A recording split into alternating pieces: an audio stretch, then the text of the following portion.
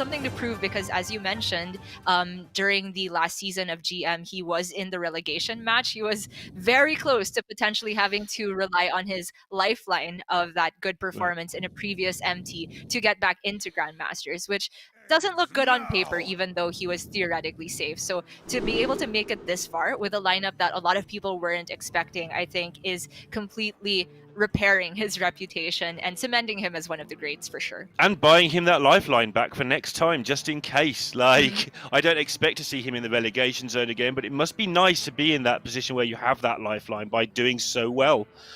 But he is going to key that Hunter straight away into the Demon Hunter. So this one's going to be a quick game of Hearthstone, most likely. That's right. We did gloss over the bans. Alutemu losing his warrior. No big surprise there. J4YOU has been consistently banning that away, but the ban on the priest, I think, is something that's more specific to Alutemu's lineup, which does have the paladin in there, which can definitely fall prey to the steal effect on the other side. Yeah, it's actually the one weird thing about his lineup that I haven't quite grasped the enormity of. He keeps banning priest, but this Highlander version of the Hunter is better against priest than normal version of the Hunter. So there is something there that I'm missing in the overall build of things. Is it better? I'm a little bit surprised about that, actually, because I didn't think it would be as consistent in locking down the early boards. But I think maybe the big reasoning is to help protect the paladin a bit more. Yeah, he also gets with that true aim present equipment. Yeah, he also gets the soft target warrior with this lineup. He doesn't get to hard target in any means at all, but he just gets that little bit of anti-warrior, a little bit of anti-demon hunter going on overall, and so he's got just an all-around positive expectation from the lineup. It's looking really cool. The opening hand for Alutemu isn't all that great though. Double weapons and the Dino Tamer brand this early is not something you want to see. That's a minion for next turn, but he is very much a hero power gamer at the moment. And I'm glad we got into the game really quickly because it spared my blushes where I'm going to say that even though it's Highlander Hunter, it still curves out really well, blah, blah, blah, and then he gets this draw where none of the blah is happening. And he doesn't really want to play the Shadow Weaver now either, if he can help it. But I think he might have to. Is it cold in the shadows? It's completely fair for you to have said that, because even though it didn't quite pan out, the vast majority of the deck tops out at 3 mana, and he's just running 3 cards that cost more than that, the Dragonbane, Polkelt, and Dino Tamer Bran. Polkelt, of course, being engineered to pull out Bran, so you can have it on curve. But when the draws are like this, it significantly hinders Alutemu's pace of damage output. And now J4YOU has some time to put together his own damage. He has Lapidary and Glaive Bound, but no fragments in the deck at the moment. Yeah, and the Shadow Weaver has gone. Like, this is one of the cards. This is the Frostbolt, basically, that is in the deck to do some damage to Demon Hunters. You don't see it in every single build of the deck, but he's had to end up actually playing the card on curve, which isn't where he would want to be with it. It's a good old 4/3. It's a nice card, but he wants to freeze the Demon Hunter when he's about to get hit for 12 and healed for 12, not this early in the game. But it does still work out really nicely here in the fact that the 4/1, if there's no Soul Shear, just gets to stick around and deal more damage. And J4YOU unfortunately can't silence his own face to unfreeze it. Ends up just cycling with the Consume Magic, which means Alutemu gets to push a little bit more damage. Yeah, it's quite chunky in fairness. We don't see minions surviving with 1 health much any more these days. In the life of the Penflinger has sort of put an end to this sort of minion. But yeah, this is 4 damage he wasn't expecting to see. Worth noting that J4YOU only runs the 1 Penflinger in his deck as well, so it's maybe less consistent in being able to spot remove, so also playing into Alutemu's plan. But for this turn, it's a bit awkward that you do kind of want to land the Adorable Infestation, but I'm actually looking at putting it on the Boneshore Brawler instead to put it out of range of Shard Shatter Mystic, something like that. He hasn't seen any fragments, so that's not necessarily the play that he'll go for, but overall, I think this is safe. Yeah, and it's actually really frightening because if you're going to kill anything, you've got to not just injure this thing, you need to finish it off, otherwise it's coming in for 5, and 5's quite a lot when you're backing it up with a hero power. You're backing it up with a Bran in hand, you've got an Eagle Horn bow. This damage is going to start adding up really fast. You are not wanting to take a random 5 from a 2-drop. It's just not where you want to be at all. Absolutely. And J4YOU with the Spirit Jailer top deck, this would have been a straight up Spirit Jailer and Shard Shatter Mystic turn if Alutemu had put the buff on the minion where he could get immediate damage. But that one slight deviation to play around this outcome is making J4U's life a lot more awkward. If he wants to fully clear the board, it's going to involve hero power first and using the coin, which, to be fair, I don't think is the end of the world because he'll still have a playable 5-drop for the next turn. Yeah, he has the twin slice option, right, going on as well with Blade Dance, but he then has to take the chance that it hits the right things and hopes to leave up a 1-1. Yeah, I am not a fan of that. I think he's just going to take the guaranteed 3 damage and then coin out the Shard Shatter here. And while it is a full clear for Alutemu, he does now just have himself in a position where he has the go face game plan. Yep. Indeed, he yes, does. S'mores, Lorinda. He has nice roasted marshmallows. I was not going to say any other word. Of course you were not, and I don't even know what you mean. Right, so just how does he want to construct this? Seems fairly straightforward. Hero power bow, but he'll be wanting to counter head. He did make the decision, of course, to play all of the 1/1s onto the board, which has made this kill command worse. Something he could have kept back, but he wanted to play around the Blade Dance by having 4 minions on board. So that's a thing. Yeah. Yes, I think it was worth the risk there. Alutemu also has some time maybe to draw into a beast because I agree this turn is very much just looking like Eagle Horn, Bow, and Hero Power. I do wonder where he ends up swinging slightly, or if it was going to end up like this, swing the True Aim Crescent instead and then milk all the charges of the Eagle Horn Bow because the game is not necessarily ending all that soon because he hasn't seen any Eldrazi Warblades yet. Interesting. It prioritizes getting the secret into play as well here, even though it doesn't do anything for the short term. That's true. That's 2 damage that he might have missed here because next turn he should be able to play whatever he draws plus the hero power plus play the secret. So that's interesting to me. Agreed. And he wouldn't have been able to. There you go. Yeah.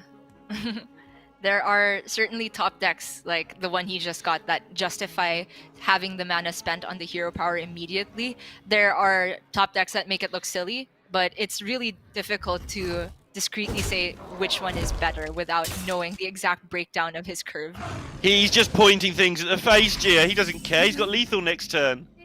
Yeah, that's absolutely the play. This says you have Eldrazi or I win because there's just no taunt in the Demon Hunter list. Or alternatively, they need to have counter lethal, but I'm not sure if J4YOU could put that together with 6 mana available. He needs 11 damage. Demon? Yeah, and it's not there. With no healing available, he's going to struggle mightily, as in, I think he's dead. Yeah. Well, there's Skull, which can help him fish for Eldrazi and even just fragments at this point. It depends on how big of a read he has on Dino Tamer Brand in hand. But it's not even just necessarily Brand, right? Zephrys isn't out. And so he is going to go fishing for the healing. Alutemu is in prayer. There's Eldrazi, but it's going to have to be full trades for J4YOU to get through the Leok and the Pack Tactics. Yep. So, still alive, but yeah. Still alive, but not necessarily repping the counter lethal. But quite a lot. Actually, never mind, turn. he is. Yeah. Quite a lot next turn coming in. Yeah. And so I think J4YOU's out of the woods here, unless this is gonna be the Forbidden Dino Trader Brand. Oh my goodness. I think Alutemu just has to hope that the lethal isn't there. 7. Right? Yeah, I think you're right. Yeah. He will tank the 5 in hopes of protecting his King Crush. Yep. Because even if he doesn't hit the face with the Eagle Horn Bow, he has lethal with Eagle Horn Hero Power. Well, I guess that's not accounting for the Eldrazi Warblades, but you can't account for it one way or another, right? Because it can get buffed up for so much healing that I think I would favor just trying to protect his King Crush as best as possible on the spot. Yeah, if your opponent's got the 8, you probably lost a lot of the time anyway, so... And What a weird game of Hearthstone. is it actually over? I'm blanking a little bit. Marrow Or Slicer, 6-8. Twin Slice Glaive Bound is too short. If you go double Twin Slice Glaive Bound, it's still too short. Demons? Demons. But it's surely going to have to be Twin Slices with the Aldraki, right? So that you Yeah. can heal up a bit better. If it's not lethal, when you've worked out it's not lethal the other way, then you have to then gain as much health as possible. Yeah. And get your Blade And Dance doing its thing. But it is 1 damage short of doing the thing. Oh, no. Great spot from J4YOU. He replaces the charge after he gets the healing, but he still has the attack bonus from the Twin Slices. And so the Blade Dance is enough here. That was super clean. Well fought. And Alutemu is out of gas. Yeah. That's gonna be the game. Demon Hunter games are so weird, the way they swing so violently like that. For all the world, looked like Alutemu had done enough with the early plays. Trying to work out and can't if he would have won if he didn't play the pack tactics, but instead had hero powered. He would have had less minions on the board, but they got killed anyway. He would have got 1 less swing with a weapon, but he still had a swing available. So I do wonder if he missed a hero power there that could have possibly made the difference, but I would need to check it again before I actually lay that upon him. I mean, in that pan out, absolutely, I think you're right. But of course, there's certainly other pan outs where Alutemu's line makes more sense in the end. And the tough thing about Hearthstone is you have to evaluate every single pan out in the grander scheme of things, where does it work out more often than not? And it's impossible to do that unless you have all the experience in the world. And players have very limited time to prepare for these Masters tours. However, Alutemu is still with a decent shot in winning the series. I still think that Hunter has potentially a good matchup in the Warrior, and I do think that the Warrior on J4YOU's side is what Alutemu is trying to potentially sweep. This time it's going to be the Tempo Mage. It must be nice for Jay. Gets settled down in this semi-final. So much on the line for him. So that will be a big settler. Although, I mean, we haven't seen the camera this game, but he hasn't looked particularly nervous when we have seen him. So probably fine for now until it starts sinking in that he might actually get there. That's when people start to mess up. I mean, it might have already sunk in. Not everybody is as expressive as Gabby is, but I think he's certainly feeling the pressure here. It's just a question of how well he performs under it. Alutemu trying again with the Hunter, and this hand is definitely looking way more amenable than the one last game. Yeah, actual cards that come out on curve, and that's all you want from this deck, and that's why you play something like 10 1-drops. I've got the list. I'm actually going to count them because that's how tedious I am. 11 or 12. I lost track, of course. I was trying to count them quickly. But a lot of 1-drops, so you should always have them. And last game, he just basically didn't. He had the weapon, which on its own is pretty useless. Yep, that was quite a bad outcome. I like that he is starting without coining out the Beaming Sidekick here, because his hand kind of says get Dragonbane online as soon as possible. So I like the idea of trying to potentially even coin that out depending on what his next draws are. For J4YOU, I think this is looking like a pretty straightforward Solarian turn. I don't think the 2/2 warrants enough respect for a double Ray of Frost just yet. Although there's a trade ping line, I suppose. Yeah, I think you want to get stuff on the board. And I agree with you about Alutemu's first turn. The idea of aggro decks, contrary to popular belief, is to do 30 damage as quickly as possible. It is not to go through as much damage as quickly as possible. There's a very big difference. And to do the exact 30, sometimes you preserve your coin and do bigger things earlier rather than little things earlier. Sort of makes sense when you think about it. I got you, friend. It's true. And the hold on the Beaming Sidekick gives him a very clean trade into the Solarian. J4YOU did not have the info, and so he was willing to play out the Solarian there and essentially just feeds Alutemu's board state. And now with the pickup of this magic trick, if it doesn't give him something good, J4YOU's actually just going to have a horrible turn. Yeah, it's what? Ping pass or trade ping, depending on how much he values the health total on his lab partner. Missiles. Ooh. Yeah. I like that. Yeah, the cram session probably looks better to him than it does to us, just because he's the one under pressure in a semi-final with a bad hand. I think Missiles is definitely the right pick, and he's picked correctly, but that's the sort of thing that you can get wrong under pressure when you start drawing badly. Good outcome for him here. Not the perfect one, but I don't think he can complain there whatsoever. He is just trying to survive till he can land Jandis, and that will be the swing potential. That's too much stats for Alutemu to necessarily respect on board, and it might force Alutemu into an all-phase game plan. I love this now. I think I just want to play my coin, my 3 and my 1, make my hero power 0 next turn, get rid of my opponent's annoying spell damage, set up a good board, and then Dragon's Bane and start shooting things for free next turn. That sounds great. By starting with the Frozen Shadow Weaver and the locked up hero power for 0, he actually puts more attack on board immediately than just Dragon Bane.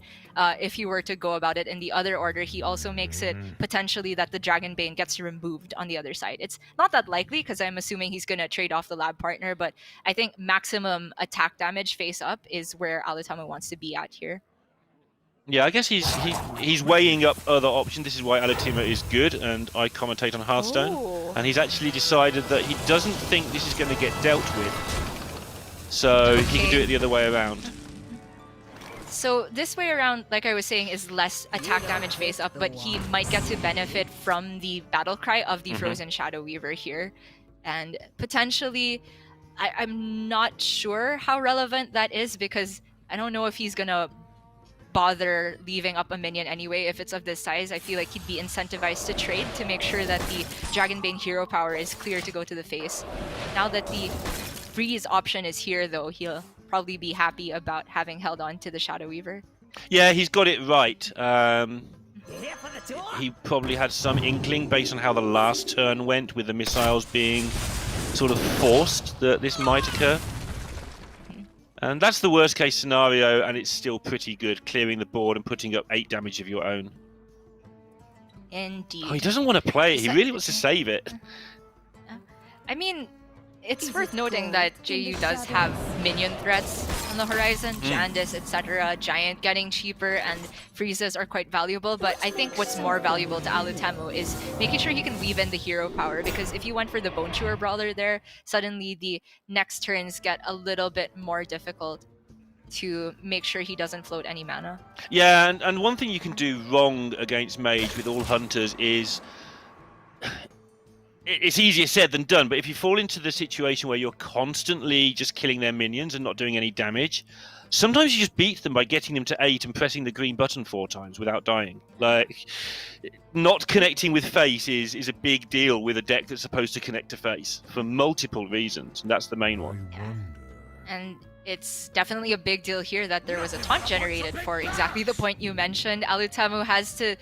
I think the best hit for him here would be into the Teacher's Pet with the Dragon Bane, that is. So he's going to shoot away the Jandis to remove the worst outcome. Oh. That is honestly not where he wanted to see it go, I would have to assume. I agree entirely. Like, I'm pretty sad if that happens, gotta say. Yeah. Yes, we wanted the face damage, but if he can clear the board here, he's free to connect so much damage to face for the rest of the game.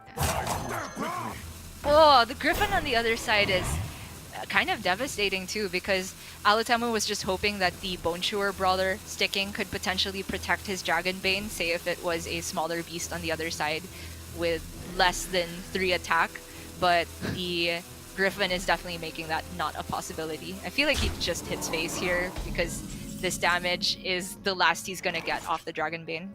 Yeah, it might be the last he's going to get off anything this game. He's facing down 2 4-1s, and they are making his life miserable. And 8-8 will make his life even more miserable in a moment. Yeah, I do like the 6 mana 8/8 here. What to do? What to do? Seems reasonable. Like, what's one card going to do to you when it's not There's just a prime? the only thing we're thinking about was whether he would use the Arcane Breath first, because that did not start in his deck, but he didn't actually have a killable minion, so you might as well hold on to it. Ay, ay, ay. Thelma, Button, and a prayer. Yep, the numbers do come down pretty rapidly, unfortunately. When you're facing 8, they come down pretty rapidly on both sides. But yeah, if you were to pick up an Eaglehorn bow and then a beast, and the 5/4 goes face when it undormantifies, who knows? Yeah, it's gonna have to be something clutch like that on top of top decking Bran or Zephyrus in the near future. For J4YOU, the lab partner pickup is huge because now he can even fit that in and shoot away the 1/3 on top of playing the other giant, I believe. For the first time in history, Violet Warden might not be too bad here. Yeah. Oh, wow, okay. He's just going to put this in the way and hit you for 8 a few times. Not gonna lie, I wanted to just push maximum damage this turn. That's because you've played this deck a lot and properly. I've lost with a Hunter to various big taunts, and they're surprisingly irritating. I suppose the damage differential of oh my gosh, I'll talk about that Oh top my! deck in just a sec. The getting down the lab partner actually doesn't help his clock that much because he still just needs one more turn of giants going face. Either way, the 1 damage doesn't help. Alutemu here, Shadow Word Ruin is very clutch. Oh my! This is superb for him. It's actually just totally changed it around. Absolutely. Look at his board next turn. Cleared the way for the Felmaw. That was super clutch for Alutemu there. And now J4YOU is going to have to hide behind this taunt. It's a good target for the Felmaw to sink into. Oh, it says explode! But it's not doing what he wanted now. It's just an irritating roadblock that he's got now, whereas before it was trying to win him the game. I think it still might be enough. Oh, maybe not. Maybe not, Lorinda. And oh there my is goodness! Dino Trader Bran! And the thumbs up from Alutemu. Yeah. Okay, he could not care less that this is trading here. It is clearing the path for the rest of the damage to go face. He has kill command in hand and the hero power all locked up. This game over the absolutely last... put him to the range of kill command and hero power. Spell damage, okay, there's Raz, that's scary, but I don't think it's worth giving up the breakpoint of kill command with a beast sticking on board, plus the hero power next turn, potentially even a top deck beast. But now we need to hold our hats the other way because a lot can happen here too. Jay has basically all of the outs you could wish for other than a prime. If he's going to have a miracle, this is the hand you need. I think he starts with Arcane Breath and then Evocation, because sometimes if you go Cram Session first, it makes your Evocation less good. Like you end up with less space in the hand if you draw a bunch of expensive things. That's a lot of 1-cost cards. Yeah, I normally just play them all in any order I can here until I can actually read them. Frost Nova is so big here, but he'll have to be aware of kill command as an out. So is he going to clear the King Crush? Yes, he can with the Brain Freeze and spell damage. Also has the Arcane Breath? Wait. Why? What? Well, yeah, why did that go on the 5/4 instead of the King Like, I Crush? can't think of a good reason why you would do that, forgetting the beast tag, let alone with it. Okay, I mean, he still has this other spell damage minion, so crisis averted, but it was scary for just a second there. The Crush is still dead, counter lethal, close to represented. And Alutemu needs a beast. Or does he? I mean, is he dead next turn? Well, he's not. We can see he's not, but he doesn't know that. Yeah, it's close to represented is what I said, but... Sorry, J4YOU, every additional draw he gets is so many chances at generating a single Frostbolt, which I think would lock up the game at this point. Yeah, Alutemu is going for the correct play, though, which is hope that somehow Jay doesn't kill me next turn. Yeah, I like this. Preloading the damage means that there's no out for Jay to possibly generate counterspell. And so Alutemu only needs to press the button next turn, and the only way he loses from here is if there is actual lethal right now. 7, 9, 14. 11, 13, 14. Plus 3 AoE, 17 plus ping is 18. One off. And you've got a cram session in hand. Right, so he starts with the cram session. So you cram, you find a point of damage of some description somehow. Oh, he's One got thief, to find surely. it. There's double one thief, but there's actually not that much board space to work with. Oh, this is kind of confusing now because he might still want to end on Raz. Evo, okay, that has to be Oh it, my! right? Yeah, he has to do it, but he only has 2 mana if he doesn't hit a mega, like an Wait. auto kill. There's no damage! What is this? What Okay, is go again. happening? Another one thief. Go again. But now he doesn't Oh have my. space for Raz if he plays that. But, I mean, he needs lethal right now. It's now he's a fireball? That's not one of those? He just didn't hit anything. What's going on here? Now he has to trade to make room for the one maker? But the only thing you can trade down is 3 damage because the lab partner has too much health on it. You can tell how good Alutemu is at Hearthstone, by the way, because he's worked out that this has all gone horribly wrong for his opponent. And he just concedes! And it's 1-1. I don't know how either of these 2 games have happened. It should be 1-1, but I don't know why it's this way around. I've got no idea what's going on. I'm just stunned how he dodged all the damage. Like, he was a frostball, a fireball, and a Pexis Blast and arcane missiles away from lethal there, or even just drawing another spell damage minion to pair with the Raz. But Alutemu dodges all of that, sidesteps it, and walks that much closer to potentially winning the Masters Tour. But maybe I'm getting ahead of myself because that was just game 2. Yeah, and so far this series it's been keeping us on our toes because it's looked like somebody's going to win, then the other player, then back to the first player again in both games. And that's only game number 2, and we've still got priest shenanigans to come at some point in this game, in this match. Oh, yes, we do. And also Paladin shenanigans, which honestly, the more I see it, the more I'm impressed, especially by Alutemu. He has some low-key, very impressive APM going on there, just being able to fit in additional Librams, which even though they don't necessarily give him more damage on board, sometimes you'll see him buffing a 1-attack minion to 2-attack, even though it's going to trade into something at 1 health anyway. And that's because he wants to cheapen the Devout Pupils. He wants to get as many Librams in the Liadrin pool as possible, and he optimizes that by going for every additional buff he can get. But it will be the Priest first, which this is a list that I do generally like, but there's some wild cards in there with the Sticky Finger and Siamat. Yeah, I don't know where this Siamat idea has come from, but it makes sense. There is 1 or 2 slots in this deck that some people don't necessarily want in there, and just trying to look which one he actually dropped. I can normally spot it straight away, and I can't on this occasion, which is slightly embarrassing. I guess 1 Cabal Shadow Priest is not there, but you could call that the Sticky Finger slot instead. Yeah, that's the Sticky Finger slot. So, actually, that's the Siamat slot. So he hasn't got any of the nonsense in there. He's just got a nice, clean list: 1 smite, 1 death. We saw Gabby playing 2 smites earlier, but 1 is the more normal. Yes. But and no Lazul, which is one of the other options. Yeah, he's cut Madame Lazul, you're right. Which is very interesting.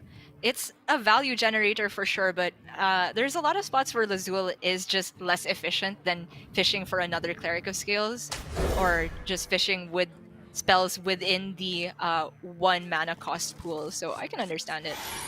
Yeah, I'm surprised because I think Lazul is actually quite good against Demon Hunter, especially if you're willing to wait with it and play it off curve. And just to snipe down the weapon and get your health back yourself. But he's decided to go with this build, and it's obviously been working for him. And Siamat does sound like a chunky minion, maybe a bit of a nod to the fact he thought it would be a more aggressive meta because he's brought his own aggressive decks. Generally, when I see players run Tiamat, it's for that big combo of putting Apotheosis on it and going for the Wind Fury heal. It takes a while to get to that, but that can just be another way of putting together your big Pyro healing if the board isn't necessarily that wide. J4YOU already a crisis as to how he wants to start the curve. Not gonna lie, I would just default towards playing Lab Partner here and saving the coin for flexibility.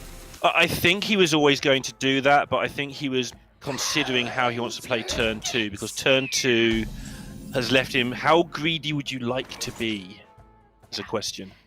I mean, the upside of potentially having coined the Solarian on 1 is that it challenges the Sethek that could potentially come down, so it's huge for J4YOU that he picks up the Ray of Frost to deal with that immediately, preserves the Lab Partner, and he could get a huge cram session next turn. Yeah, it looks very likely that that is going to be the case now. You deal with the Priest Sethek and things go a little bit wrong in general for the Priest, and they're going to go more than a little bit wrong here.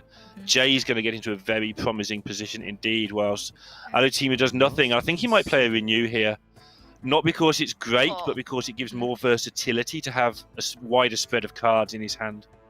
Right. I mean, if he plays Renew here, it's definitely just looking for a way to get rid of the lab partner immediately, of which there's just Holy Smite, Forbidden Words, and Shadow Word Pain. Not necessarily the biggest selection. I wouldn't mind him holding it, actually, because I can see the curve turning into just Cabal Acolyte and Raise Dead the single Sethic, just to steal a minion, into the Cobalt Spellkin. So in that regard, he doesn't actually necessarily have to play a generated spell in the near future. Yeah, and he'll have the renews for the Sethek comeback, so it's an interesting choice, actually. Very close. Does end up going for it. Oh, Penance, that's the one I forgot about. Penance, and Holy Nova's kind of tempting as well. It's not that great against this, but it's okay. Chooses not to play the Penance, though, yeah. Right. So, obviously, this does leave J4YOU with a stronger Cram session, but Alutemu, I think, is very much considering that he wants to save that Penance as a targeted spell to go along with the Sethek that he will be resurrecting in the near future. What to do? And I think this is one of those spots where you would gladly exchange a coin for an additional card drawn in hand. J4YOU could also potentially start with the studies if he wants to try and snipe a lab partner instead and save the coin altogether. Yeah, I just want the cards here. I'm a simple man and I'm playing a card game. I want cards.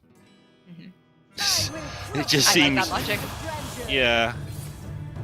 Oh, is he not cramming altogether? Wow, this is mega greedy. I'm not sure if I like this. I think I would have cashed out with the 3 draws there. Yeah, because this is going to go wrong now. Does Alutemu want to just blow these up, or does he want to be greedy himself and go for the Raise Dead option? If he postpones the Raise Dead, he might get more from it later. It's really tough, right? Because the way J4YOU is played, I would actually make the read here as the priest that there isn't a Cram session in hand because he's just left up the minions. So maybe Alutemu will be fine with leaving them up. But honestly, it's okay for him to go for just single revive on the Sethek and then use Penance, and it's still pretty mana efficient. He gets to generate more spells and has the Cobalt for follow-up. It's not a read I normally want to go with because players can bluff it, but also Jay has roped the turns so far. So Alutemu probably has a bit of a read that something isn't quite right, something very complicated is going on. So he may just choose to deal with the issue. There's also this line of double remove or even single remove. There's so many different iterations. He ends up with the line that is the biggest punish for J4YOU. And it means that the Sethek has potentially less charges, but there's still that Renew that Alutemu has held on to. Yeah, and I don't think it's going to happen now, but it also opened up the option to play the Spellkin and then get double cards back with the Raised Dead with the Acolyte the turn after, if the Spellkin is dealt with. So he gets a lot more value this way. And he can afford to take his time a little bit at least, because nothing's happened on the other side of the board that he can see. He obviously knows that bad things are on the way. This is the bad thing, and that is an incredible Jandis. 2 amazing results here. Alar is something that Alutemu would love to steal, but he doesn't have a way to reduce its attack. And he can't actually kill off the Spellkin first because of the taunt in the way, so it looks like Raise Dead could still end up rezzing a single minion here because I feel like the Sethek is almost necessary here to try and find a way of dealing with the board. Yeah, and he's going to be able to do it twice. So now he's drawn the other Acolyte. At least he's going to be able to just do this thing again next turn if he's not dead, because things are starting to get a bit bleak suddenly. Yeah. With that pretty remarkable Jandis. Indeed. This is really an Acolyte turn. I don't know, I might be too ambitious, but I don't think he can settle for just Acolyte and steal one of the small minions. I would default to trying to fish for something better with the Sethek, but Alutemu starts with the Renew instead, and the Shadow Madness is a little bit short of being really good here. Yeah, he's gone for the Thought Steal just to find something that can deal with these minions. And I think this is a default play now that he's gone for. I think he went through your thought process that he didn't really want to do this, but couldn't find anything better in the time going on. Yeah, definitely a tough turn. This will mean that J4YOU gets to stick a bunch of damage, but Alutemu will guaranteed get more value out of his raised ads in the near future. Yeah, and the Thought Steal could easily give him, from where he sat at least, Ray of Frost or something to make his Seth X absolutely wonderful. So yeah, he gets 2 shots at drawing something that targets a card, which isn't as unlikely as it might seem. J4YOU going to rip the AI here. I agree that this is not necessarily an apprentice turn just yet. With the Shenvala in hand, I think next turn is potentially the big pop-off, because honestly, just taking basic trades on board would still leave him ahead. Yep, that seems reasonable to me as well. I think Mage, especially beginning Mage players, of which I guess I kind of count as one, are a little bit too tempted by going crazy when they get the option to, rather than just, hey, let's win this on the board. I've got 11 attack, what can go wrong? It's just nice, normal Hearthstone. Indeed. But next turn, like you say, the crazy could begin. I swear Siamat would be a nice card to draw, that he's in his deck. Sort of. It wouldn't let him get through the ashes as well, because of that That's annoying true. taunt in the way. But surely Alutemu needs to, I was gonna say, go for the Sethek now, but he is really relying on some other way of dealing with the board. But honestly, both of the lines are not guaranteed, right? Sometimes the Sethek whiffs, but I would say that more of the time the Thought Steal whiffs. You don't choose the One Maker's Jeer, the One Makers choose you. Quickly. Inner Fire can stave off some damage if he puts it on the Alar. Yep. Turn it into a 3/3. Is he just going to... Or even on the Aldor, make it a 1/1. Oh, he's being super greedy here, and I'm not sure that's wrong either. Next turn could be an absolutely nutty turn for him with the Sethek. I just felt like the past 2 turns were, I mean, not nutty turns with Sethek, but I would have gotten impatient and thought that this was too damage on the other side, that he would settle for a decent Sethek. Is he trying to steal the baby Phoenix egg? I don't know. I guess it's Learn Draconic, because he doesn't really have that much board space for Mirror Image. I feel like he may have just gone 1 turn too far with being brave here. Definitely people being brave with their health totals works in Hearthstone, but this just might be a step too far. Yeah. Okay. There's still enough board space for the 1 of Shenvala proc. I just noticed that he only has the potential for 1 proc at the moment, not enough spells to go for the full second cycle, so I think the image is fine. And because of Alutemu's line, J4YOU is pretty happy to just keep pushing everything face. Yeah, that's my issue with the line that Alutemu has taken here, is that what did he think would happen if he didn't do anything there? He did draw Soul Mirror, which, of course, I was about to bring up positioning questions from J4YOU, but he did want to play Mirror Image after getting down Shenvala to get the proc. But if you play Mirror Image, it always spawns to the right, so there was no way he could end up with the Shenvala far enough right that it completely dodges Soul Mirror. So as it stands, this Soul Mirror would kill everything but Shenvala and the Apprentice. If he trades Wand Maker first, it also does kill the Apprentice, so it's quite clean. This is going to actually go back to some 5/5s for Alutemu here. And I wonder if he was supposed to start with Inner Fire on the Shenvala on the other side, so they would both kill each other. Oh, he's considering the double raise dead, but he'll be on 3. Surely he can't do that. No, I mean he has Radiance, but he's pursing his lips. Yeah. Sorry. The fact that he left the Shenvala alive on the other side means to me that he wants the Shenvala proc, but it's extremely costly here. I'm loving it. He's at 8. Alutemu is so brave. Oh There's my. Coin Prime, Lorinda. There is Coin Prime.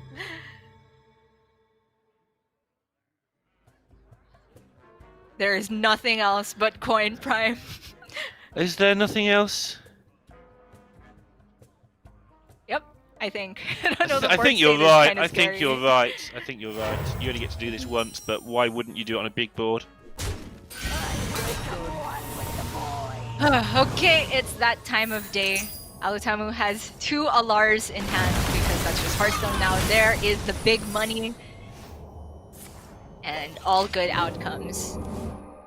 Neutral outcome. You take those. Incredible prime for J4YOU. Yep, it's prime time here in Madrid with 1 match left to go after this to see who wins the title. And J4YOU is looking like he might be in that match. Yeah, definitely looking like a favorite to go up 2-1 here. Alutemu has no efficient ways to use his resources, hasn't hit the wave of apathy to try and steal any of these minions with the Cabal Acolyte. Not to mention there's these secrets that he can't necessarily account for just yet. You don't pick the wand, silly. Yeah, I feel like Alutemu could have played this game differently and it would have gone a bit better for him. But in fairness, Jay's hand has just constantly been good all the way through, so maybe it would have been the same result anyway. True. And I'm talking as Alutemu if it's can- over. It's not quite over yet. It's not necessarily. Alutemu's fishing for Wave of Apathy. Okay, he gets it. Still doesn't know if this is a spell-based secret though. Gets the news that he is free to go off with that, so he is alive on board. Cyclone does nothing. I mean, it might be a ping your own spellwing kind Yeah. of turn because he has nothing better to do. I mean, there's also just develop the Giants line, but that gets super scary because he's leaving up What so to much on do? the other side. What to do? I think quite a few good things can happen here if you ping your own Spellwing. Just instantly launch the missiles. There's a lot of things on 2. They can get hit twice. You might even want to just go for the Mana Cyclone, sensing that if you don't do it now, you never will. Yeah. And you get the Giants down, so... It's really tough, right? Obviously, J4YOU is in no danger of dying on the other side. What he's scared of is if he develops Giants, are they just going to get traded down? And he is saying here, if I play both of them, it's not actually that likely to happen. There might just be too many stats on his side of the board. So I can get behind this line of play as long as he plays both the Giants. And Yeah, he's seen the Soul Mirror, so that's a good thing. He's put them as far apart as possible to avoid any sort of weirdness with positioning minions like combustions and stuff. The one on the right hand side plays around the Soul Mirror too, so... The ping face because he just couldn't decide where it could go otherwise. I mean, he obviously wasn't going to trade into the 2-4 because he ends up putting more damage on all his minions, and the double giant play in the first place is there to make sure that the most things can survive on the next turn. But Alutemu has picked up another wave of apathy, and he knows the secret is not spell-based, I believe. Yes, he does. And his reaction to that was far from apathetic. He leant straight forward in his seat, realizing that the game is back afoot now. Has to be aware of Flame Ward. It's potentially disastrous on his current board state, so I do think it's going to be a wave of apathy and take a bunch of nice trades this turn. Yeah, steal something else must be high on his priority list as well. Yep. Alutemu's so stressed out. I don't think he's done anything wrong this turn. I think he can't work out whether to kill the 7-3 or not before doing the wave. Oh, I think he was trying to figure out if he could make room for the Shenvala proc as well, Okay. which he currently cannot because the Spellkin has reborn. But honestly, I don't think it's a big problem. He has gotten through the majority of the issues here. Could have been Inner Fire on Shenvala actually to get rid of the Ashes, even though you miss a proc. Maybe that was the big mistake that Alutemu was upset about at the end. Yep. I think he was aware that he was running out of time and just had to prioritize things I need to do, not necessarily the best things I can do. Yeah. Okay, Apprentice with the One Thief can happen, but actually Jay has enough spells at this point, enough mana at this point that he doesn't even need to commit the Apprentice to have a good Cyclone turn. my mistake a while ago. Actually, Alutemu had not tested for Spellbender at the beginning of the turn. He had only tested for Counterspell, so maybe that was playing on his mind for why the turn ended up being a bit messy at the end. Yeah, he filled up the board so that it couldn't. Yeah.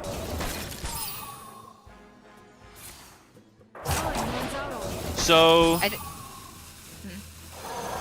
think Jay? last turn Alutemu was ideally supposed to start with Inner Fire to test for Spellbender, but he did start with Apotheosis, and he got the news that it was not Spellbender, so it ended up working out, but it's definitely going to play on his mind for a bit.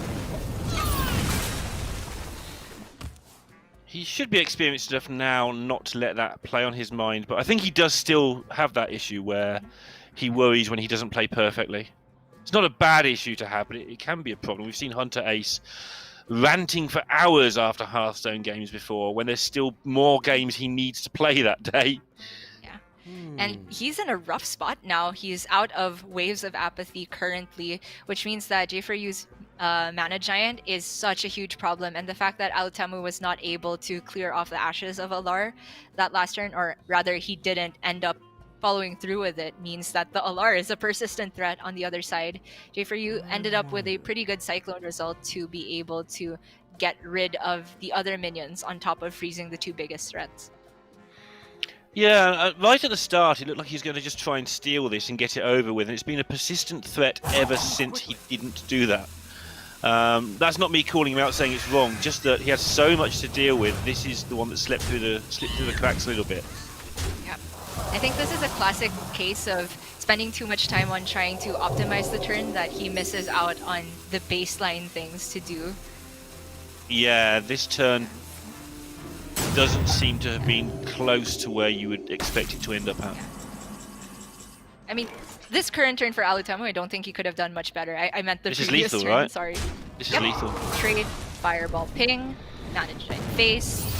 That is the game. That was a weird one. Honestly, today we've seen a lot of very clean Hearthstone. This might be the sloppiest it's been so far, but absolutely complicated lines right from turn 3 for Alutemu.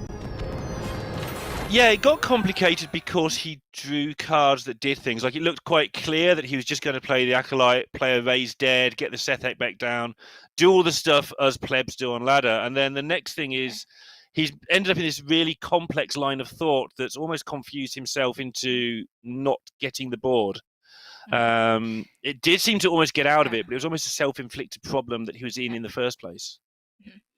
I do think I also confused myself. Sorry for backtracking so many times, but at the start of the turn, I'm trying to remember the board state, but maybe the board was entirely full on J4U side. So if you do start with Spellbender, you're not necessarily, with Apotheosis, you're not necessarily testing for Spellbender. And then at the end, when he was thinking about Inner Fire to clear the Ashes of Alar, he realized that if it was Spellbender, it could still go off on the other side because he had created board space by that point. So it still wasn't optimal, because he could have gone Apo and Inner Fire before doing any of the trades and gotten the best clear at that point. But it was so difficult, and I just confused myself even though I could see both hands. So it's so tough to criticize Alutemu. Honestly, the way Alutemu plays at times, it seems like he can see both hands as well. There were a couple of turns, not in that game, but in the game before, where he just nodded when he saw certain things because he knew they were coming. But now J4YOU, one match away from reaching the final. He will be absolutely so excited right now. Fnatic will also be pretty interested in the outcome of this one. And so will Gabby. Gabby cannot make it to GM this time around, but he has an amazing set of results for the last 3 tournaments. And those 3 carry over to the next round of GMs. So he'll be wanting no Europeans to win anything. So he stays near the top of the pile going into the next 3 Masters Tours next year. Yeah, a lot riding on the line here beyond what we see from just these 2 players. And Alutemu has to take a win on this Priest on top of the Paladin that we've yet to see come into play. But he has teched his line up to try and beat on Warrior a little bit. So I'd imagine he's still comfortable with this matchup. Actually tosses away the Cleric of Scales with a Dragon in hand. So I feel like he is much more interested in trying to guarantee finding the Sticky Finger, which is a 1 of.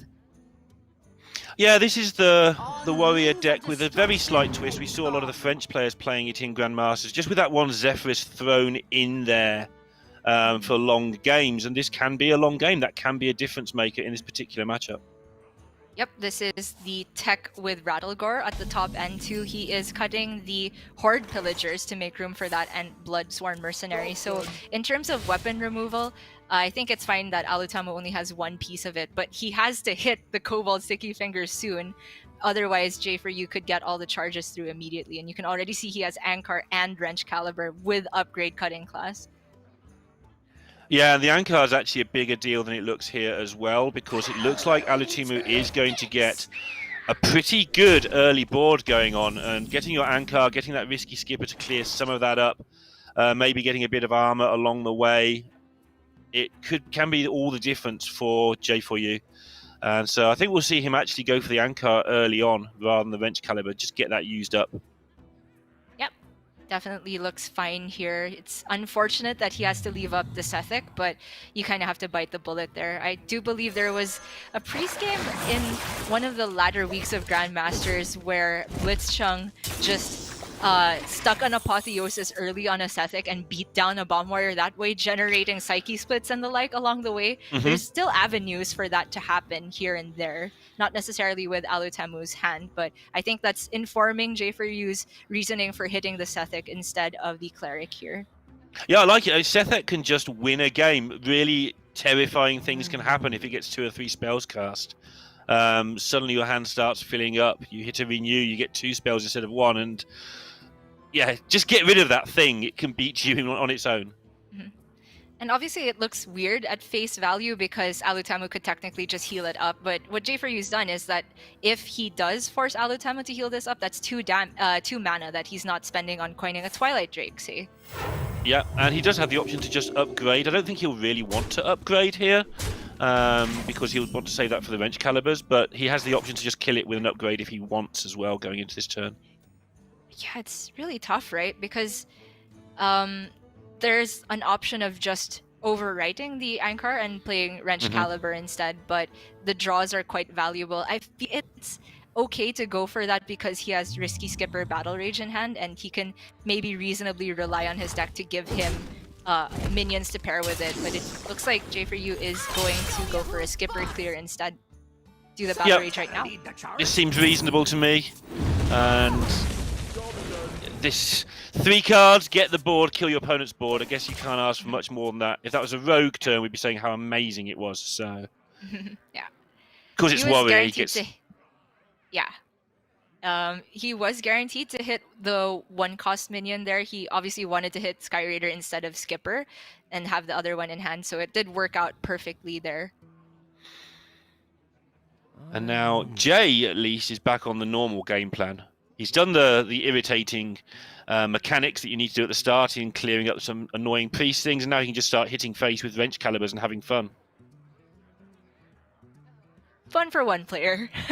But Alutemu, to be fair, can start fighting back. He has Twilight Drake and can fit in the Smite to get rid of that Skipper. Alternatively, there is just Cobalt Spellkin, but I feel like the Skipper is maybe too threatening to leave up.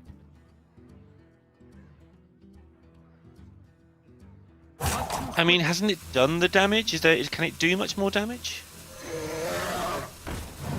That's a fair point. I guess it can't threaten so much damage as armor gain at this point, and you can make the argument that Priest doesn't care so much about Warrior trying to gain armor because the Priest is generally just trying to outlast them instead. And it turns out Alutemu is holding the Holy Smite altogether, which it says that he values the health on his Twilight Drake more than the mana efficiency of the Cobalt Spellkin, which probably is because he's leaving up the Skipper. He says that I want 8 health on this, so there's not that much chance of it dying to splash damage. Yeah, I mean, there were not many punishes there, and in fact, Jay kind of pulled the punish, and he's not even going to play it by the look of it, which is the Barov.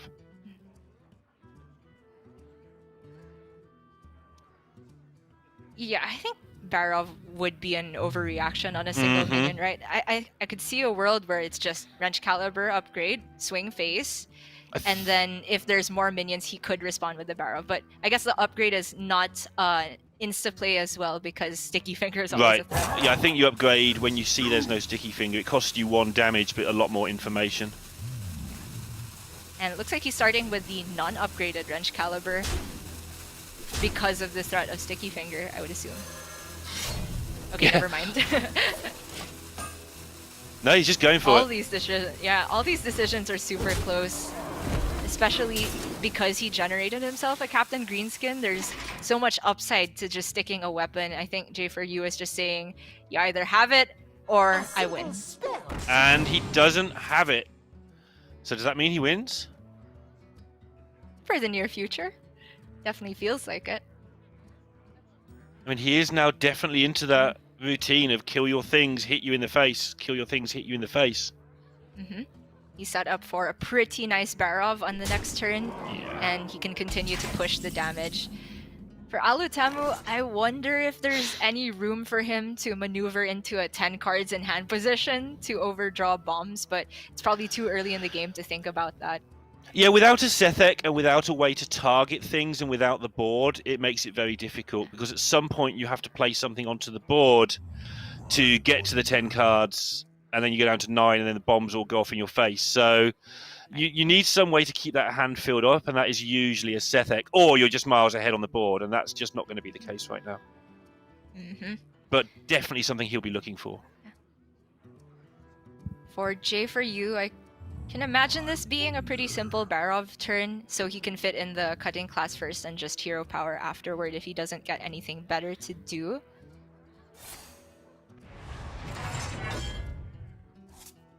Do try to keep yourselves alive. Yep, use the bow. Bladestorm was actually available there. He could have put them both to 4 if he'd been willing to put his face into 1, but you don't put your face into minions with this deck. You put your face into their face and see what happens. Couldn't have put it better myself. Alutemu is looking for ways to heal up more consistently. He has the Tiamat in the deck because it pairs with Apotheosis, but it doesn't look like he's going to have the time to get to 9 mana and coin out that combo. The Radiance in hand is a bit of insurance. Yeah, it's surprisingly good, actually. It buys you a lot more. It's a surprisingly good card, considering it's the worst of the 8 1-drops that you can get. When your bad one buys you another turn, it's not the bad one. And there's just no good way to guaranteed spend this turn, right? The Raise Dead sometimes doesn't give him what he wants. I think he might have been looking for Spellkin to use the mana efficiently there. Yeah, I'm a little bit Or confused even why the Twilight Drake. Yeah. why there's a Sethek on a turn where you wanted to hit your opponent's minion with 3 damage as well. Could have drawn another card, but it's not going to matter by the end of the turn, I think. Maybe hand space issues. Honestly, when he started with Holy Smite, I thought he was going to follow up with the Cleric, because you would smite first so that the Cleric doesn't die to the Barov Death Rattle. But you're right, there's a lot of moving parts there. I do think he had to create hand space before the Raise Dead, so not strictly wrong to go Holy Smite. But I also think Alutemu didn't end up with the option he wanted. He wanted a big dragon instead here. Yeah, but has ended up with 9 cards in hand, which is what he was aiming for the time being. I know that everybody wants to do the 10 card thing, but also you've got to do the 10 card thing when you've got actual ways of winning the game with those 10 cards. Right, and as it stands, it doesn't even take bombs necessarily for J4YOU to deal lethal. Just a couple more weapon swings and Alutemu is in major danger. He can try and pick up an Apotheosis here, but it's kind of meager healing, honestly, on just a Sethek. Well, He's a he's pyro got now, the... though. he had the option to try and fish for it, put it on the pyro and kill his own 1/1s to get a bit of extra healing that way as well. But he's found some other thing he's trying to do. Milking the Sethek for value, he can end with Radiance here. Or he could end with the 10 card hand. Man, this is really tough margins because there's still cards that he wants to draw, right? Like the Apotheosis itself. He does have the double cleric though, so he can go about it that way and just hope his Sethek's alive next turn. But I must admit, he's not approaching this in any way how I would be now approaching it from about 2 turns ago. quick bomb count, there's currently 3 in Alutemu's deck. So it's probably not even worth it to fill your hand just yet, but oh my goodness, if Alutemu had any time to be dilly-dallying, that time is up because Boom has entered the hand. I mean, isn't he just about dead here with skippers? So you blow up 5 bombs? And if you do 15, you average- definitely win. And if you do anything approaching 15, you're just miles in front. I mean, if it's not 100% lethal, is there any reason for blowing up the bombs immediately versus just having them on Fair. board? I suppose Soul Mirror is the reason, but if Soul Mirror goes off, I think J4YOU ends up ahead because he has more health. Yeah, that's very likely that he would survive, but I think he's just going to go for it here. There's just such a good chance to reach this final and just get this over with, given the fact he's still in a good position if he doesn't win here. True. I guess the big reason was you give them a pyro board if it's not necessarily Soul Right. Mirror, but Alutemu manages to dodge there. I don't think it was particularly likely for an immediate lethal, but this now has to be pickup of Apotheosis from Cleric of Scales. He has 2 shots at finding it, and then the pyro can pull him out from the brink. He's gonna overdraw a bunch of Sethic value, but who cares? Uh-oh, misses the first. Another shot for Apple. Destruction they come. Oh no, Nope. double whiff! Disaster! Yeah, it's looking pretty Apple bleak. There's from- one. He gets from one New- the hard way. Yeah, it took some time, but he still has Pyro, Apple, and coin. He's held on to the coin very religiously here. Oh, it's not Pyro, okay. Really? Is he trying to set up his own sort of turn, 2-turn lethal himself this way? I guess so. Wait, Yeah. it's not even penance? Okay, Wait. so he's full trading here. He'll go up to 11, but I don't know. This is extremely scary. Okay, he ends up with full 10 cards in hand, so Right. actually, even if there's a swing face, he is not going to die. So maybe this was brilliant. I remain unconvinced, but I also remain with an Yeah. open mind that it might have been brilliant. Yeah. Yeah, I only say maybe because if there is a board clear like this brawl here, then that's the Apo used lifesteal minion gone. What now? And J4YOU still has the swing to face. I don't know, I would have played Pyro that turn. This is pretty huge. One of the 1-1s the cleric survives, and I think he's in a bad spot. This is slightly better because it eats up the good card, Bladestorm. Yeah, I think he did have to commit to it there because Alutemu could have stayed on the game plan of ending the turn with 10 cards in hand if he left a Sethic up. Yeah. So now Alutemu has to play something if he doesn't want to just straight up die to weapon damage. Of course, he doesn't know the other weapon is there, but it could happen in the near future. Yeah, I mean, there's 9 cards left in Jay's deck, so Alutemu knows that the good stuff still exists. Yeah, Galakrond also a threat. I wonder. And so now he can start with Renew. He can alternatively put up Siamant as a taunt Divine Shield and heal his face. Trouble is it 4 bombs in there now? It's 5. I wonder. Oof. Yeah. I mean, I don't think he can get away with just hero power pass, right? Because No. if J4YOU then plays basically any threat, Alutemu will then have to answer it and get his hand down to less than 10 cards the next turn anyway. But this So next he's turn is going going to to be take his chances. Bladestorm, Taunt, Wrench Caliber, hit you in the face. If you draw a bomb, you're dead. Mm-hmm. And that's the A minimum. window. Yeah, it's a window that Alutemu has to risk here. He's even playing the Pyro because the healing for 2 damage doesn't actually get him outside the 2-bomb breakpoint. But this cuts off the Bladestorm as well. It's quite a big yeah. deal. It means that the Siamat's now very hard to remove, or at least harder to remove. Good spot. But he can do it. He can do it with the Blade Star? curse first. Sorry, which way were you? Sorry, gonna I'm say? missing. No, I'm misreading the card. It's my bad. I was reading Corsair Cache and just thinking he had the removal, but it's not in the deck, so he doesn't have that card. So he has to now do it this way, where he doesn't get the face attacking. While the Brawl Bladestorm does seem expensive, all he's trying to do is get Alutemu within bomb range. He gets the good outcome as well. But the Pyro is still worth thinking about removing because of Apotheosis. But by virtue of there being no board, I wouldn't mind leaving it up.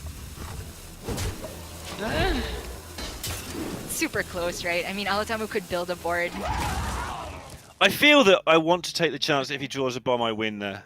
I don't mind him trading in, but I feel that if there wasn't Apotheosis, we'd have seen it. Yeah. We saw him digging frantically for one a couple of turns ago, didn't get it, and eventually ended up playing one that came from a generated card from the Renew. Right. So I feel that the read there was wrong. Definitely razor thin margins, but Alutemu generates yet more healing. He can hold on just a little bit longer. It's so hard to kill these priests. It's really, really difficult. They just hang on in there. But it's so hard for the priest to also figure out what the play is this turn, because after the Radiance, he's just delaying. The bombs are still in the deck. There's 6 of them now. There's still another charge of Wrench Caliber. So yeah, Alutemu is saying, I need to put a threat on the board. You think this is your time? It is mine. This is just going to cast Brawl, right? And the Wrench Caliber. So it is proactive for Alutemu. Gives him a minion on board that if he does end up top decking the Apotheosis, it's a big deal.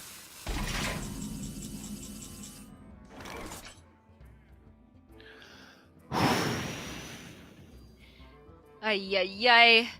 So, good draws for JU include potentially Zephyrus. There's only one duplicate left in his deck, which is the 2 Shield Slams. Deathwing Mad Aspect would be a great draw here as well. Looks like he's going to go Galacond into Bladestorm and play the way that I can understand. Yeah, this means that he has that Galacron mana allocated already. Both lines definitely had their merits. Alutemu still dodging bombs. A third of his deck is bombs right now, but he gets Apotheosis. No minion to stick it on, but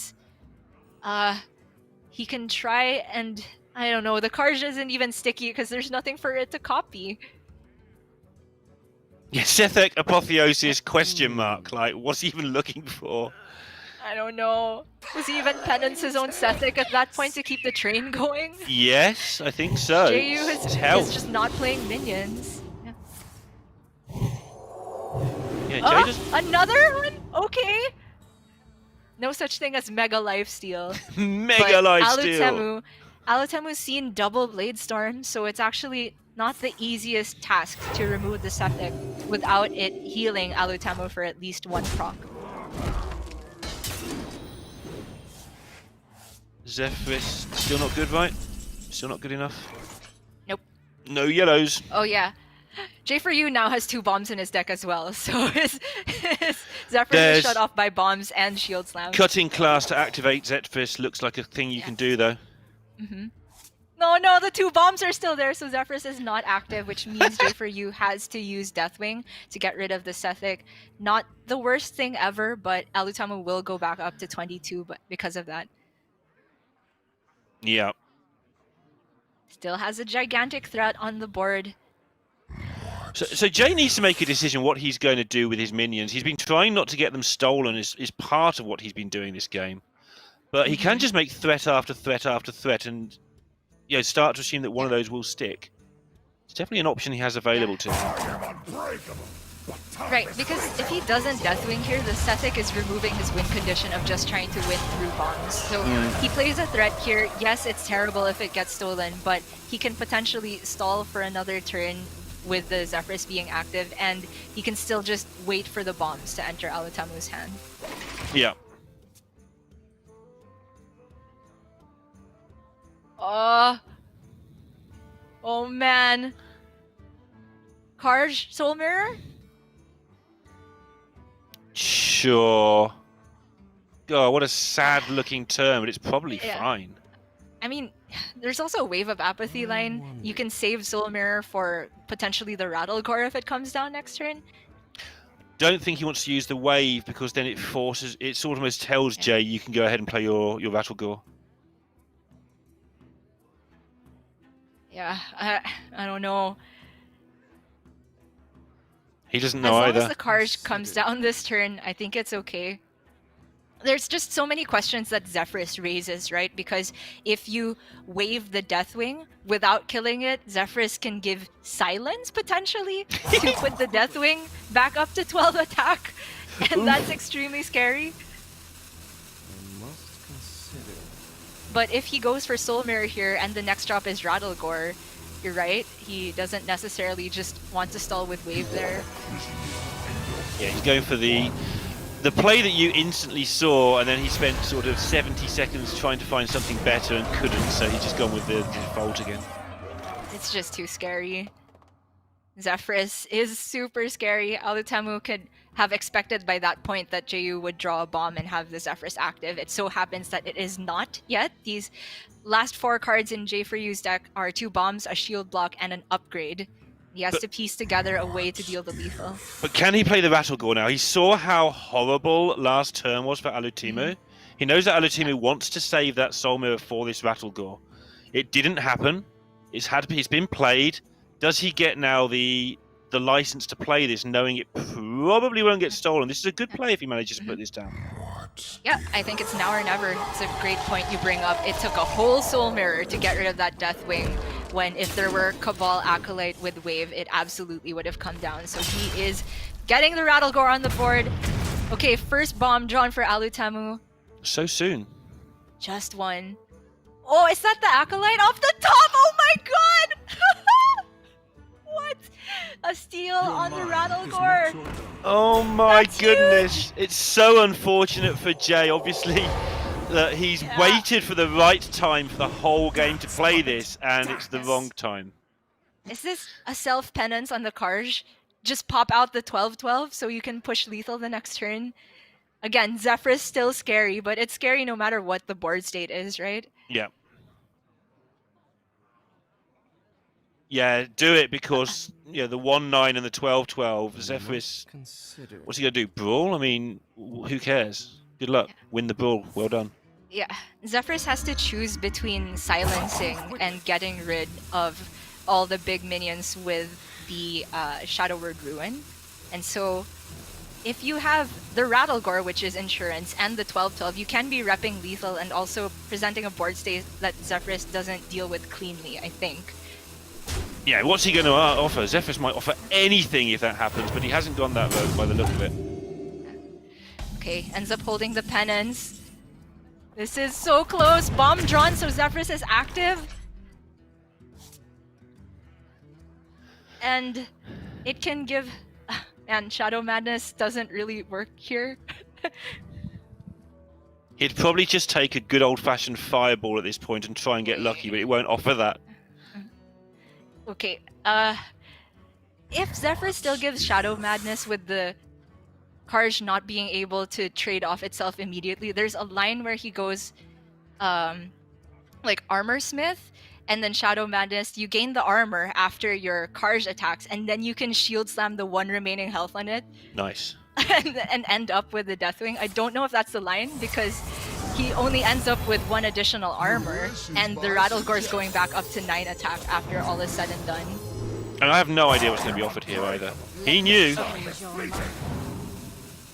Okay, Shadow Priest to steal the Rattlegore. That is the most stats immediately. Definitely better than my overly fancy line. Yeah, I think so, but even so, took him a while to work that one out. He's got the best of it. He's nearly dead himself, remember. He's still got a bomb left in his deck, I believe. Oh, keeper of the stats. Alutemu has 6 bombs in his deck. Yeah, he's never going to draw a bomb. Just worried about Jay, who is going to draw all of his cards soon. Yeah. Also, he has Pyro Armor Smith. That does not seem very fair. It's pretty unreasonable. Yeah.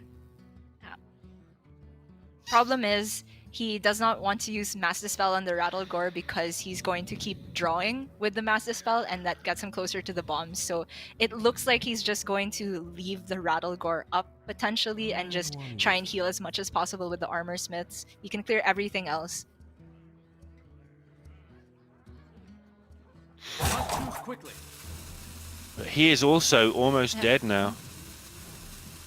Like he's dead if he goes to 5 because there's so many bombs. Let's just go with that. So he's got to play around that to some degree. Yeah, so Pyro, Armor Smith, Holy Smite is where my head is at. It feels like this penance has been hanging around for many extra turns where Alutemu could have cashed it out to either find a lethal or just be safer at any point to a bomb that he hasn't seen yet. Last card in J4You's deck is a bomb.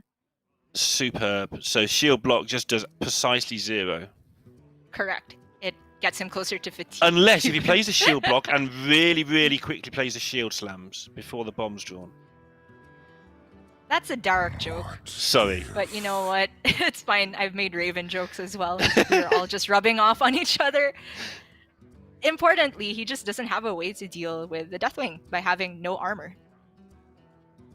He has Armor Smith ×2. So if you go Armor Smith, and the Rattle Gore goes and you only have 2 armor and it's still not enough to shield slam it. Or just hit him really hard in the face and put him down to 15 and just hope you get the triple bomb. That's right. I think that's the out because he does not have a way of removing lethal on the other side that I can see. I am unbreakable, but time is fleeting. Okay. Am I missing something? Right. Oh, double shield slam. Okay. Right. But sure, I mean, yes and no, right? Yeah, I mean, I didn't spot that, admittedly, but he did have to go for it if he was looking for the line to survive on board. I think your other line of just playing to a bomb out was absolutely valid, but he is actually just dead to bomb and fatigue here. Yeah. Forgot about that one. So he should have gone for the triple bomb line. Yeah, you're right. It looked smart for a second, but J4YOU had the exact amount of health at the end there as long as Alutemu didn't touch the Armor Smiths, and he absolutely did not. What an intense game. Alutemu has dodged so many bombs, and honestly, there were just so many complicated lines in the middle there that I got lost. Yeah, I feel that the turning point, obviously, I think Jay did quite well not to get his stuff stolen. Then he got that one window and he recognized, yes, now I can play my Battle Gore, and the wave came off the top and that sort of ruined his day to some extent. But I think Jay, there were definitely some things that looked a bit weird in there, but I think he still got, apart from the last turn, which I don't know what happened to his brain there, but probably fried like ours at that point.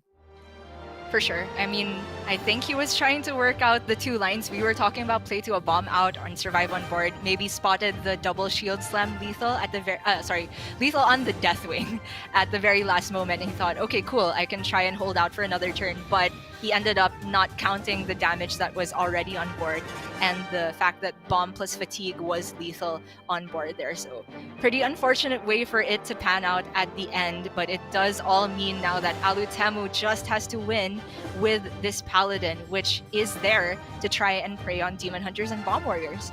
Yeah, and it's going to get the matchup it wants.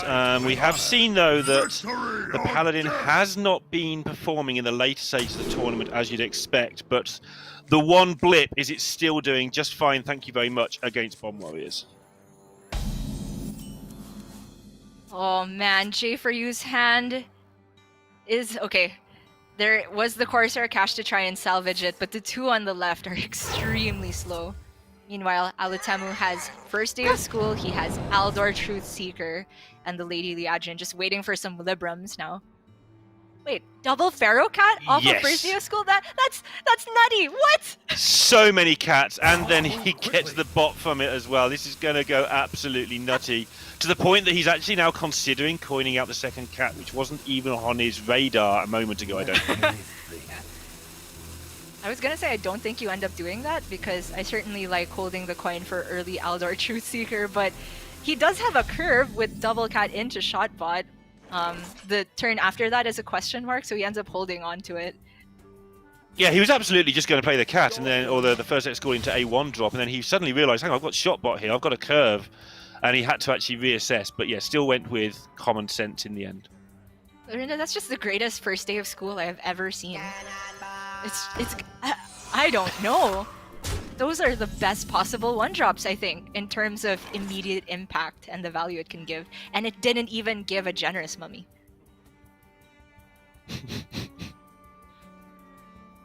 Just looking at this now from the other side. What is Jay supposed to do? Hero This power wrench caliber is pass. going to want to attack about 7 things at once when it comes into play. I think he's got to play the Armor Smith. There's definitely merit to that. Hand of a doll is super scary, but I can see your point because it's scary even if the Armor Smith isn't on the board, and by then maybe you've just lost even more HP by not trying to fight back. I mean, Hero Power Shield Slam, does that really change this game ever? I mean, maybe, but the Armor Smith at least challenges some things that might happen to you. Yeah. Oh wow, he actually commits to the Shield Slam here. I was gonna say, between the line of Armor Smith or just Hero Power Pass, I like either of those better than Hero Power Shield Slam because he doesn't actually remove a targetable minion on board if there's going to be a buffing card coming up next. I could understand this if he had Brawl or Bladestorm to follow up, but it very much looks like he's just hoping to top deck one of those in the near future.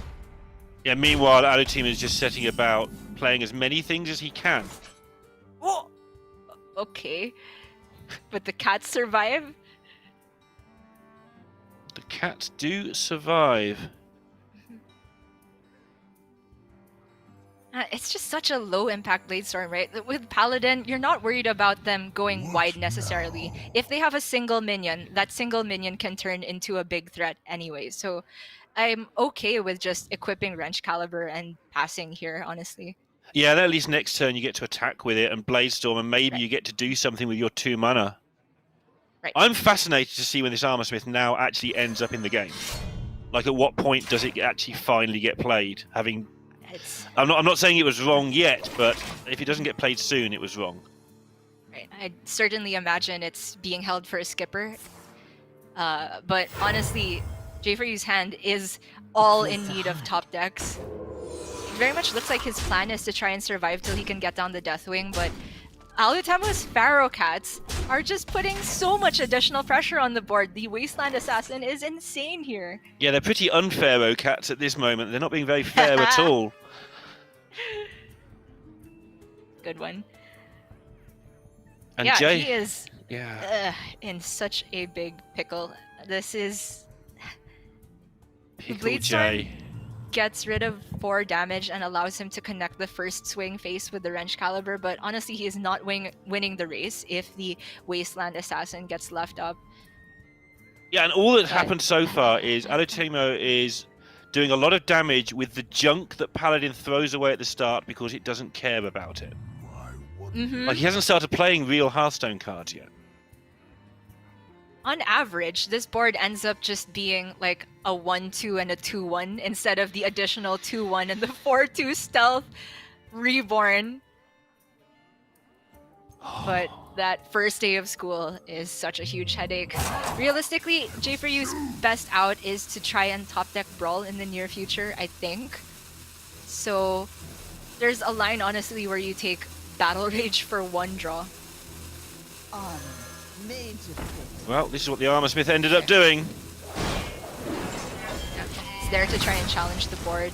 It could have been there 3 turns ago, challenging away quite happily before the board got way too big for it, but there we are.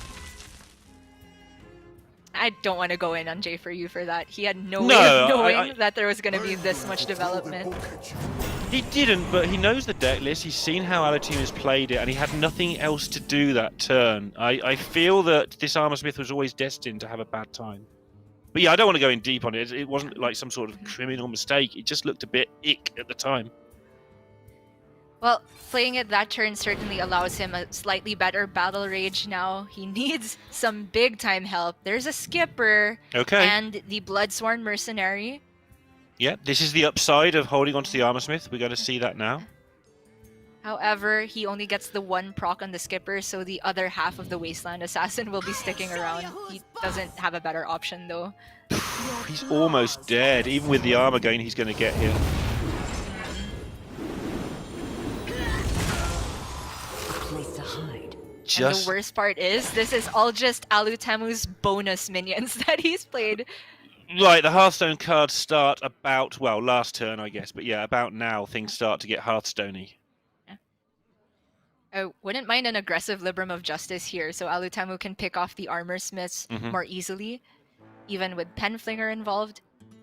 Yeah, they absolutely have to be dealt with immediately. So they don't just give you the armor, they absorb a lot of damage that could have been nicely used at face. But like you say, with a Penflinger, that's just sidestepped, really. Just some inconvenience for Alutemu. Air Raid going to put the Flinger back in hand. He can swing into the Smith with his weapon. He can... Actually, is it Air Raid here over first day of school? Because potentially you would want another Pen Fling onto the Skipper. Yeah, I felt that as well, I must admit. But this seems fine. Yeah, with the other line, he doesn't get to end up with the Flinger back in hand. So as long as he gets rid of the Armor Smith, it's quite okay. Oh, okay. Gonna get rid of Skipper instead. So he's assessed that the 8 you can do to face, except in exceptional circumstances, just outweighs whatever this Armor Smith's going to do for the rest of the game now, and that makes sense. Yeah, I think it's quite smart because by virtue of it being at 1 health, even if there were another Skipper for J4YOU this turn, the Armor Smith couldn't actually get that many procs on it immediately. I wonder.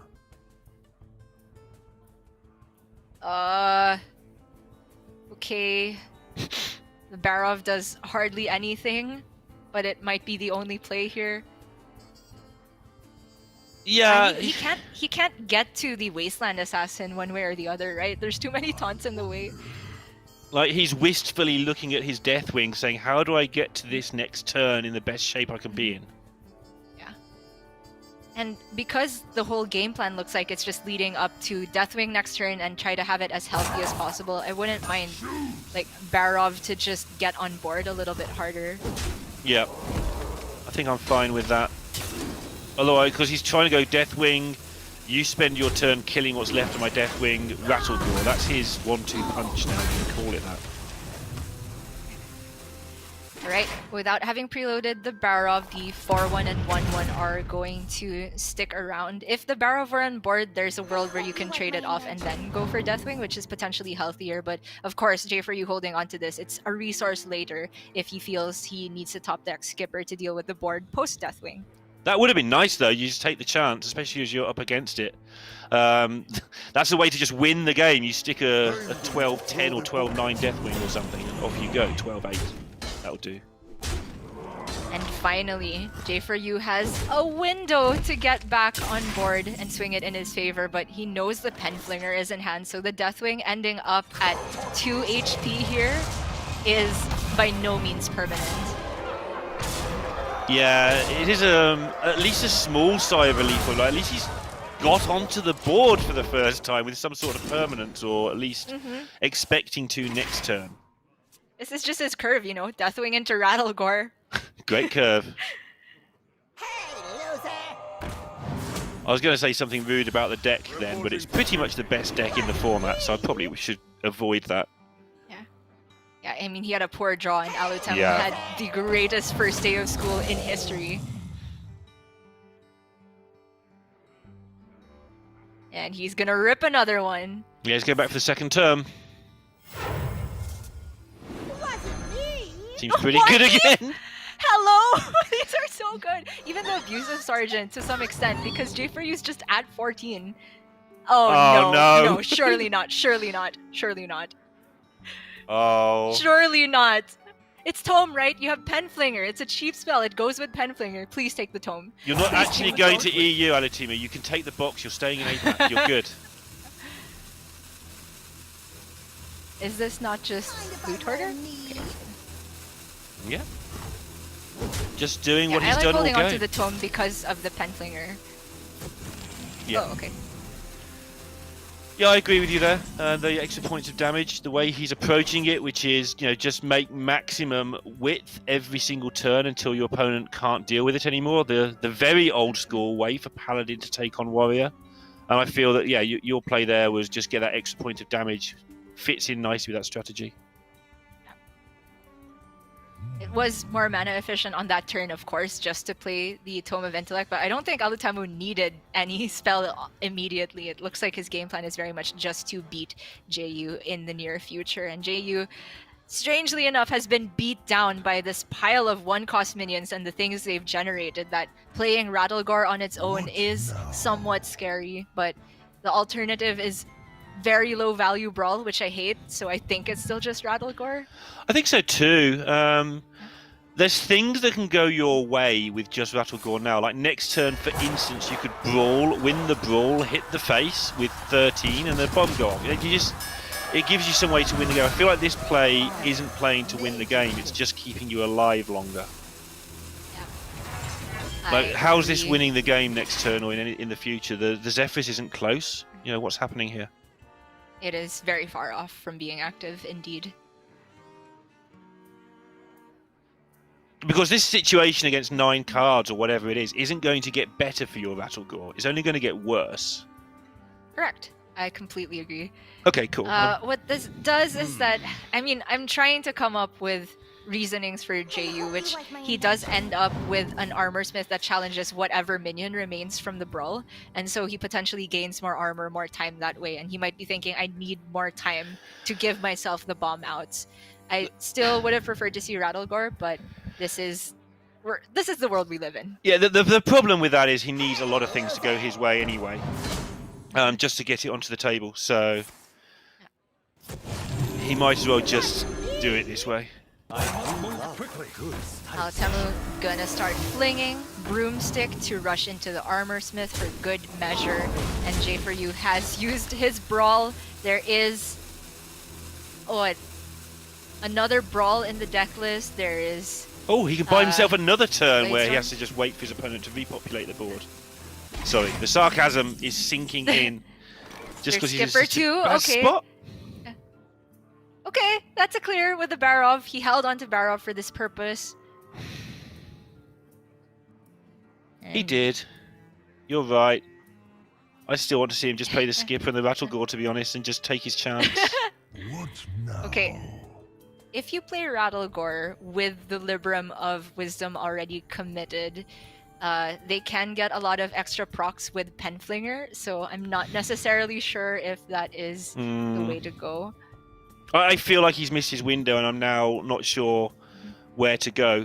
I feel like his window was the turn he brawled to just have any sort of chance of ever getting on board. Yeah.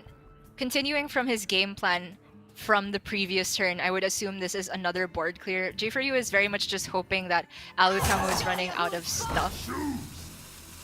Like, he knows there's 2 1-drops in hand. The 1 Penflinger and 1 more unaccounted for card. If the rest of the hand is, say, the other Libram of Justice and no big bombshell, maybe that's his out to try and land the Rattlegore. But we can see here there's Liadrin.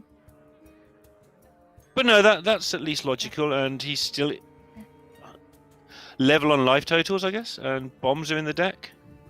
Yeah, currently 1 bomb in Alutemu's deck. And Liadrin can be dropped here pretty much just for tempo. It's not giving the greatest buffs in the world, but it's the biggest threat. And Alutemu is just staring at this Abusive Sergeant Penflinger combo, which is more burst. Yeah, the reason it's taking him some time is it will change his game plan. His plan so far has been, play all the wide stuff and not worry about the big things, but this is going to be a shift from that plan. I think it'd be correct to just play Liadrin. I do agree with you, but when you shift plans, you do have to be a little bit careful you're not doing something stupid. So just taking his time before thinking about it. Getting rid of the Barov first. Air Raid, Flinger, Libram to make the most room in hand for the Lady Liadrin. So it's not wrong to not have started with the Flinger there. Yeah, and he actually kind of tried to do the best version of what he's been doing and play the lady at the same time, which is still put down as many threats as possible each and every turn. Happily for me, makes them all different shapes and sizes, as always. Doesn't give any of them a clean kill on the wrench caliber either. I like this. And if you asked me at the beginning, before we even saw the game, whether it was safe for Alutemu to just drop down Librams of Wisdom without a guarantee they would return to hand, against most warrior lists, I would say yes, absolutely. J4YOU is running Zephyrus, so there is an X factor that potentially gives him silence. But Alutemu is in a position where J4YOU has just been struggling to deal with board after board, and Zephyrus is not likely active with 11 cards still in the deck. So he just commits the books right away, and it looks like it's going to win him the game. Our observer desperately trying to communicate to J4YOU which his good card is in his hand, but it's not got through yet. I think that was Jay himself hovering the Rattlegore, right? Was he reading it? I mean, I assume he was just thinking about playing it, because the rest of his turn is straight up awful. Oh. He knows there's a Penflinger in hand, which is not necessarily lethal on its own. He doesn't know how many spells Alutemu has, and currently for Alutemu to generate a Libram of Wisdom, it costs him more damage, because he would have to trade in 2 damage worth minimum to get 1 damage of Penflinger. Has no idea what is in Jay's hand. I'm starting to think I've got no idea what's in Jay's hand. Like, 10 mana, I know. Armor up, that'll make things better. Definitely going to bail me out that way. He must have a plan that we're not seeing, Gia, but I'm not seeing it. I think it's try to get the Zephyrus active. There's actually just 1 duplicate left. There's 1 shield block. And if the Zephyrus is active, he can go for a Twisting Nether, clear the way to hit face with the Wrench Caliber, and just try to win off bombs. And trying to be as unsarcastic as I can at this point, if he does the Twisting Nether, what does he suppose will happen on the next turn? I mean, Sorry, he just wants that. He wants that 1 turn, right, to be able to swing face. Currently, there's tons of the way, so he can't commit the damage. Look at this play. Pretty cool. I did not see this. I'm not sure still if it's lethal, but very well spotted from Alutemu. Absolutely gorgeous way to finish off a bit of a pudding of a game. Whoa! Okay, that was brilliant. Alutemu is a GOAT, for sure. And he gets himself into a final in the closest of fashions. Absolutely insane. Okay, that was sick at the end there. Despite our confusion throughout 99% of that game about just about everything else that happened, and me still being in awe of the quality of Alutemu's first days of school, that lethal was the coolest thing I've ever seen, because he had to Barov his own minion to make sure it was within Penflinger range to then get the Libram of Wisdom train going and be able to get more procs on his Penflinger for that perfect 6 damage. That was so sick. Yeah, and count the mana and count the damage under a lot of intense pressure, whilst probably being a little bit confused as to what his opponent's hand was. But when you find lethal, it doesn't matter. And look at this final we have set up. 2 of these players have been playing fantastically throughout this tournament, and it's going to be a good one. And there's no European in the final. What is going on? Yeah. Absolutely. While I did get very caught up in Alutemu's cool way to end out the series, we have to give credit to J4YOU, because he went undefeated in Swiss. He was this close to becoming an EU Grandmaster and fell short at the very last hurdle. It really hurts to see it pan out that way, where it looked like the last couple of games were a bit sloppy, but we have to give him credit, right? Because there were so many games that he played that we didn't see on stream, and the results speak for himself. So I'm sure that is not the last we will be seeing of him. Yeah, being on stream does weird things to people when it's their first massive event. J4You's been around for a long time. He's been on streams before. He's played important games before, but never one of the magnitude of this. This is like life-changing amounts of money, life-changing getting into Grandmasters, all that stuff. And it's a lot of pressure. And it looks that first time out, he made some mistakes under pressure. That's just a thing that happens. And also, mistakes look worse when it's like that. It's one wrong game plan. It's one mistake that he hasn't corrected that looks like 20 mistakes. It's only actually one. It's a bad one, but it's not the absolute nightmare that it looked like. He'll be back. Very true, Lorinda. I do expect to see great things from J4YOU next year, perhaps. But of course, the headline now is that we do have two players who are not from Europe in the final. I'm glad you put it that way because it is historic. When's the last time somebody that was not part of the EU region ended up winning a Masters tour? I can't recall, Dog? honestly. And yeah. So the very beginning of the Masters tour system, it seems like. Eddie. And yeah, sorry. Okay. So still last year. Mm-hmm. And it now means that Alutemu has another finals appearance under his belt, possibly an entire win, but his opponent in XC is no slouch whatsoever. I think XC has been playing extremely clean here. I would, prior to the series say that Alutemu was completely on par, but we saw, the first few cracks with that priest game. But to be fair, I was super confused as well with the ordering and trying to play around all the secrets. Yeah, I think in that priest game, he just decided that he could take more damage than we thought he could take, and we can see both hands. So that can be cast division, but maybe pushed it a bit hard and was constantly running uphill from that point on, trying to correct what may have been a mistake from that point. He has played really well this tournament. XC, so far, no signs of the occasional mess-ups he makes at the end of games. So far, he's been absolutely clean on stream. And if that is how XC is going to be in the final, Alutemu, he's got pride on the line, right? I think he's a bit of embarrassed about how his Grandmasters went. If he's got to play against that XC, if they both play their best, this is going to be a rip-roaring final. So let's not mess around chatting any longer. Let's go and get that set up, and we'll see you with the final in just a few moments.